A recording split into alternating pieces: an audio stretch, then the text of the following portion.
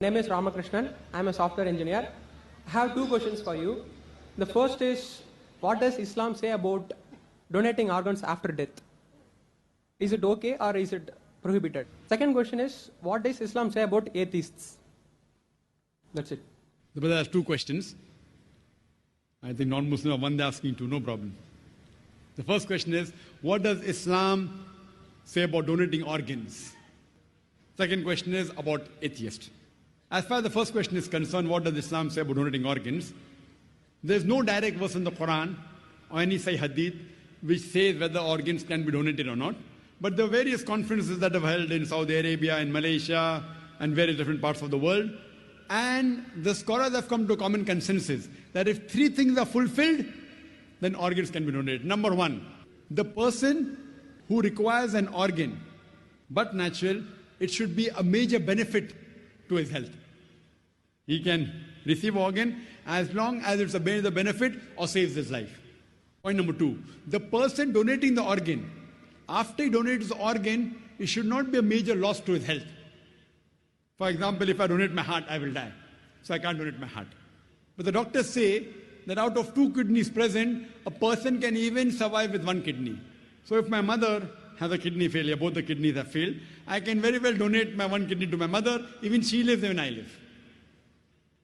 But naturally, after a person dies, if he wants to donate any other organ, that is permissible. But if he's alive, he should not donate any part of the body which will cause a major damage to his health or a loss of life. And the third criteria is, it should not be for money. No one should sell organ.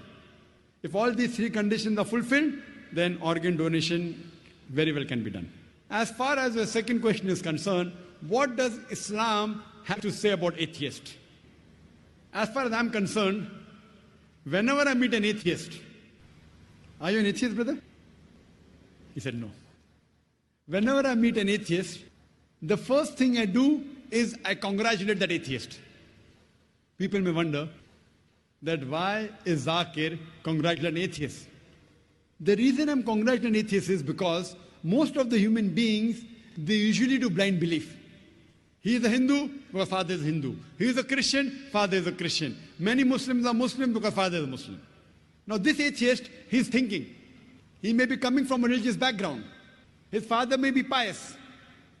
But he does not believe that how can there be a God who requires to eat, a God who can die, a God who can lie. So the reason I congratulate the atheist is because he has said the first part of the Islamic Shahada, Islamic creed, La ilaha, that there is no God. The only thing I have to do is illallah, but Allah, which I shall do inshallah. So half my job is done. To a non-Muslim who believes in some other God, first I have to prove to him that the God he's worshipping is wrong. And after I prove to him that the God he's worshipping is wrong, then I have to prove to him about the correct God. Here, the atheist, half my job is done. He already agrees in the first part of the Islamic Shahada, La ilaha, there is no God. The only thing I have to do is illallah, which I shall do inshallah. The first question asked to the atheist is that,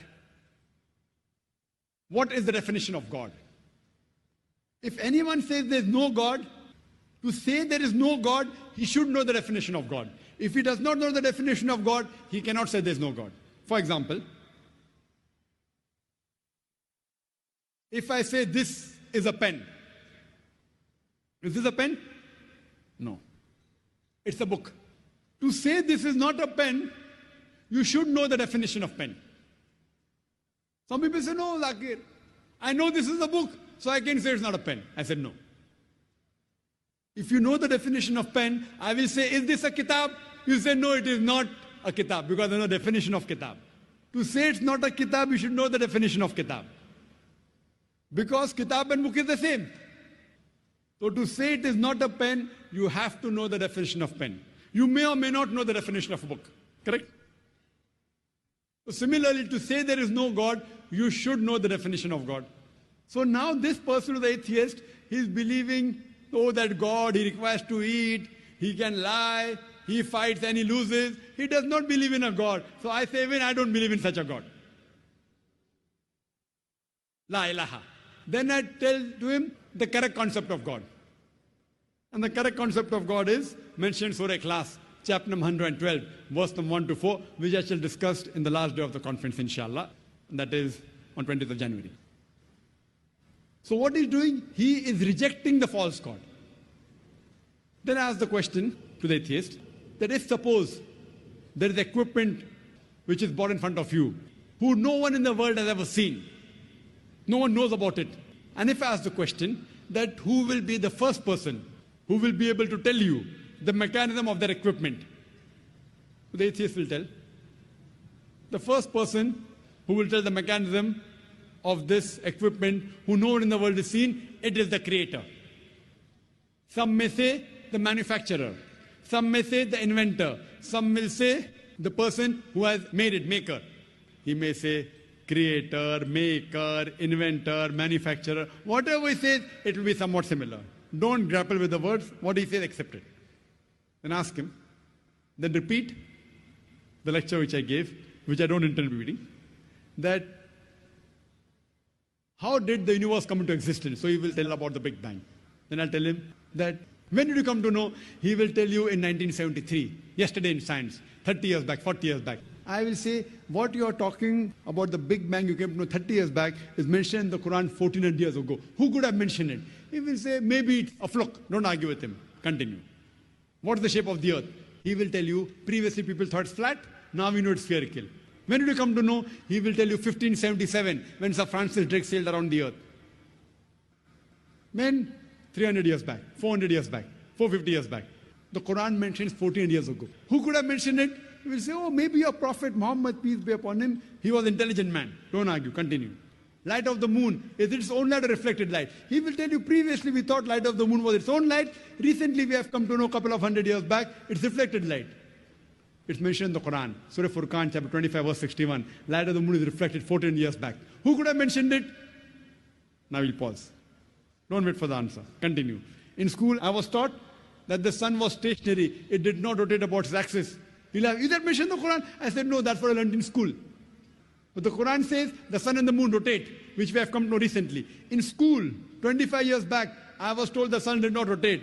The Quran says 14 years back that the sun rotates, which science has discovered today. Who could have mentioned that?